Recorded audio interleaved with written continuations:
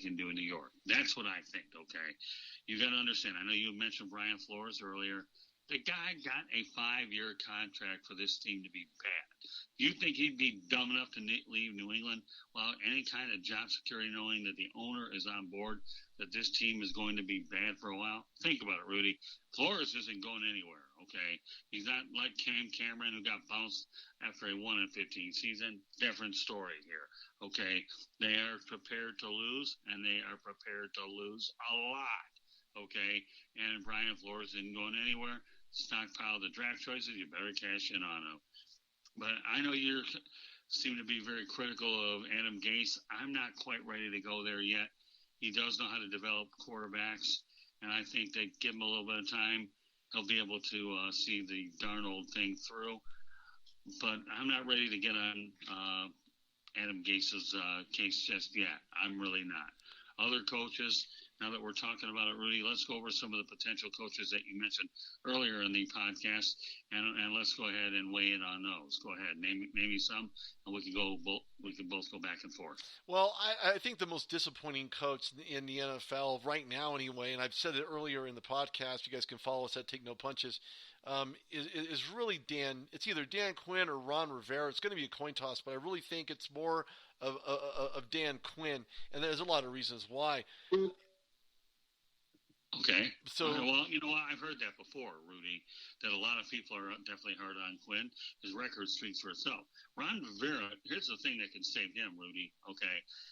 If that quarterback that they have, was it Kyle Allen, I believe it is? Yeah, Kyle Allen's been doing good there in Carolina. If he continues to roll up a lot of wins, Ron Rivera lives to see another year.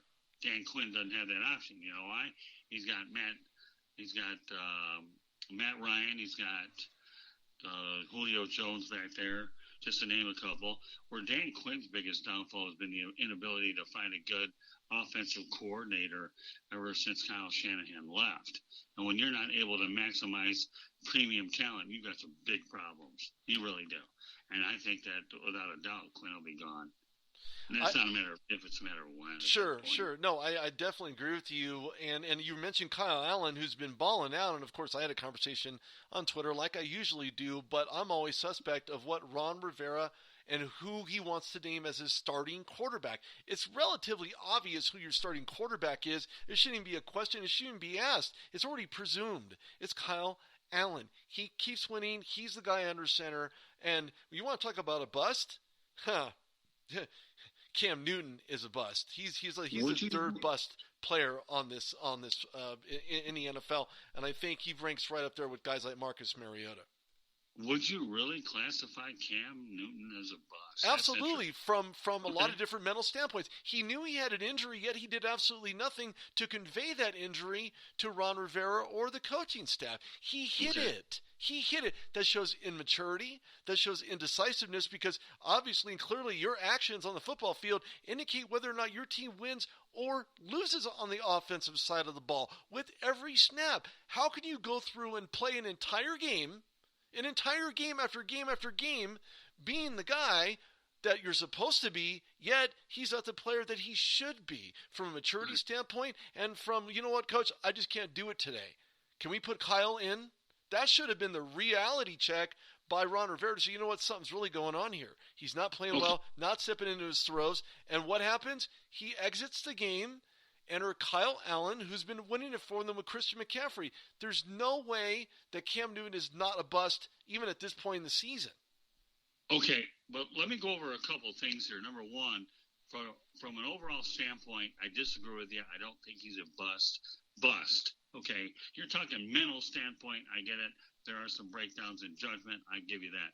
But his body of work taking him to a Super Bowl, and the fact that they have won a lot of games, to me, doesn't classify him as much of a bust as you could probably make out other quarterbacks.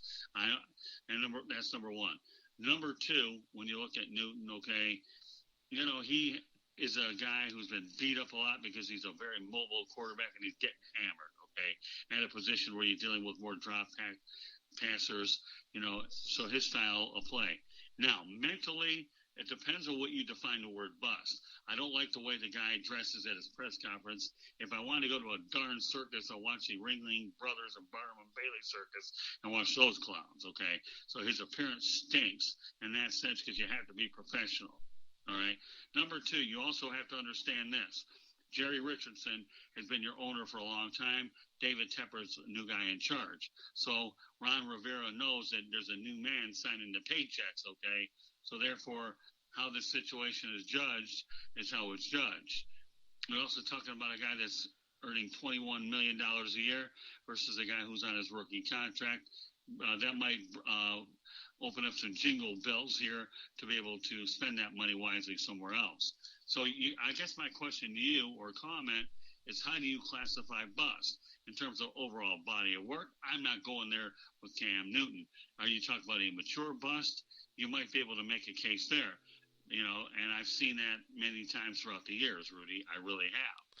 And, once upon a good time, Jerry Richardson, when he brought him in there for that early interview, said, why should I go ahead and bring you on as the number one pick in the draft, knowing that you'll be the face of the franchise? You follow me? So when you put those things into perspective, it's another story.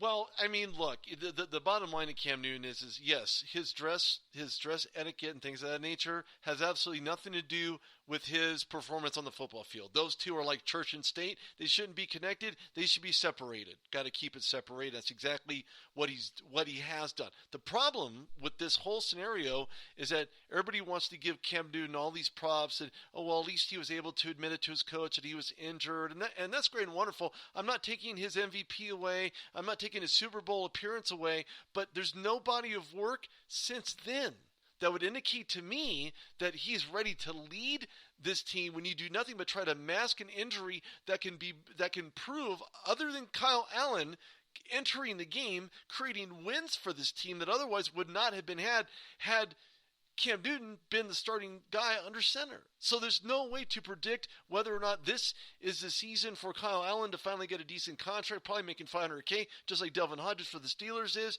who got a win yesterday. So again, young talent, young mature talent will outplay horrible older talent. And so far, that's exactly what he's done. Now, again, and to put this into perspective, Cam Newton, I'm sure, is a great guy. He's wonderful, he's nice, and everything therein. But you're not going to win a Super Bowl being nice. You're not going to win a Super Bowl because you're a great guy. You're not going to win a Super Bowl because you dress well or you dress poorly. And I think Cam Newton, and it will always stand out to me in the fact that he didn't die for that ball in the Super Bowl. Nobody remembers number 2. Nobody remembers the runner. Remember the post-game conference he had? Everybody does and everybody will.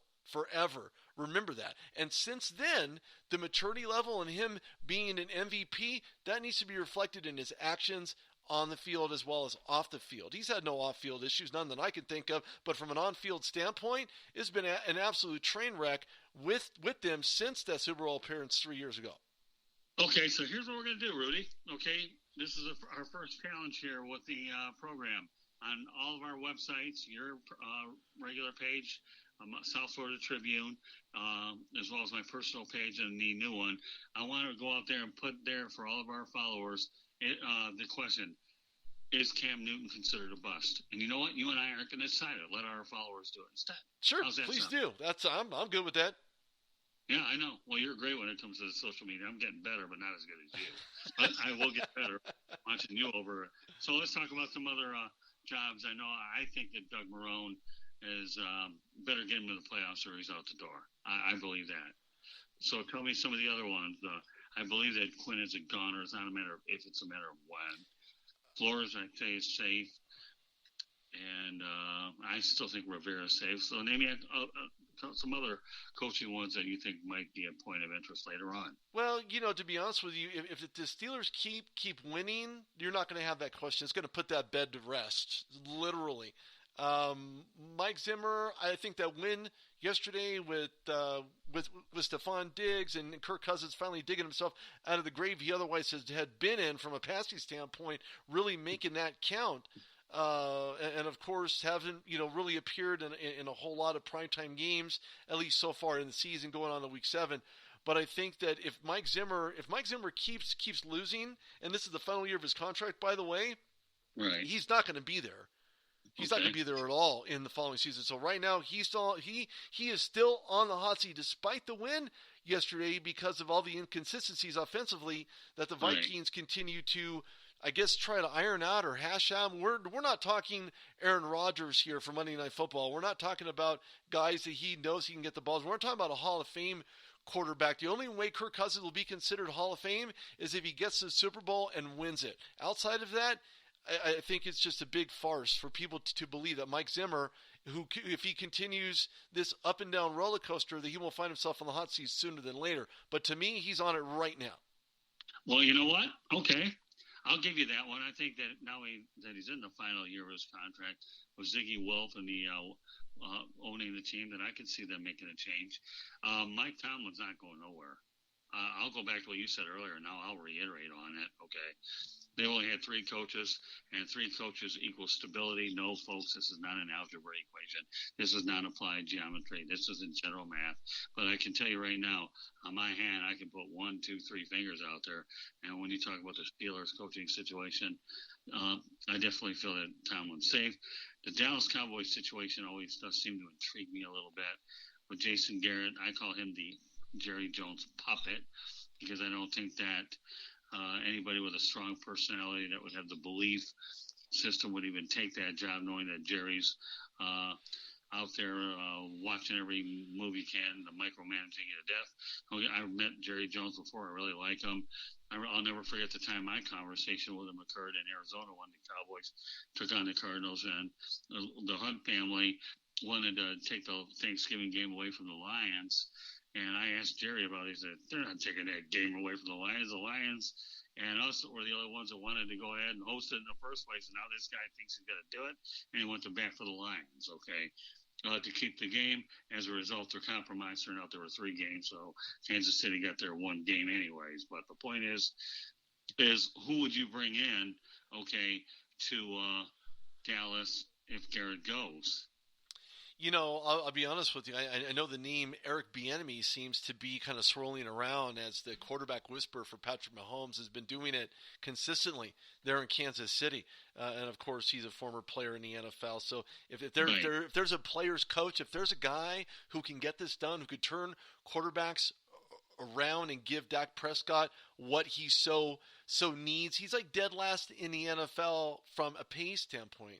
People that are injured, that are uninjured, like Ben Roethlisberger, get paid 5 times more than Dak Prescott is getting paid right now, and he's playing. So what does that tell you? I think that Bieniemy would be very good for Dak Prescott, very good for that club. But historically, you haven't really seen a lot of African American coaches there in Jerry Jones land. So that's true. So let me just tell you this.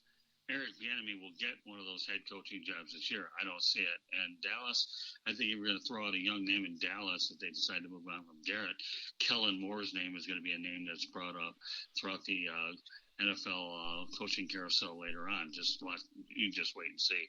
Kellen Moore's a name to go ahead and watch out for. So, yep. And nowadays they're going to these younger offensive minds. Whether that means anything or not is anybody's guess. But for any head coaching candidate, stay the heck away from Cleveland, please.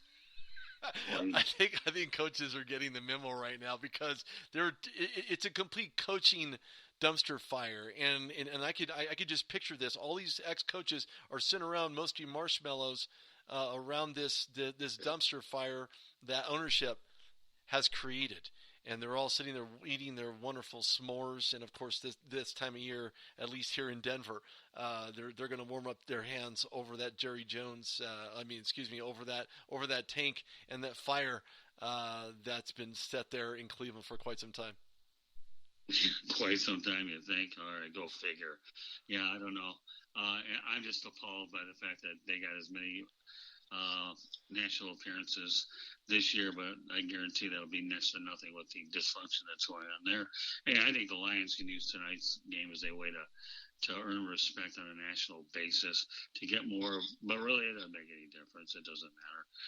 So, let's go back to the Jacksonville Jaguars game for a minute, since I was obviously close to it.